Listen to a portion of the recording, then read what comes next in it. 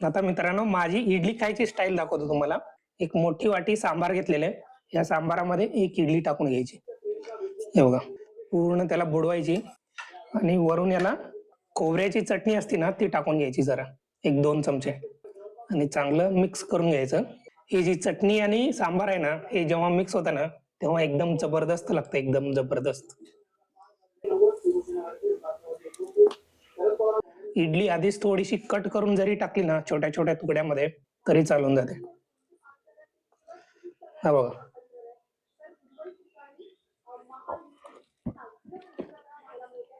हा, जबरदस्त. सांबार आणि चटणी जी मिक्स होते ना, ती एकदम जबरदस्त लागते. चटणी वेगळी आणि सांबार वेगळं नाही खायचं, दोन्ही मिक्स करायचं. त्यामध्ये तुमचा वडा किंवा इडली टाकायचा आणि मस्तपैकी एन्जॉय करायचा. हे असं जबरदस्त.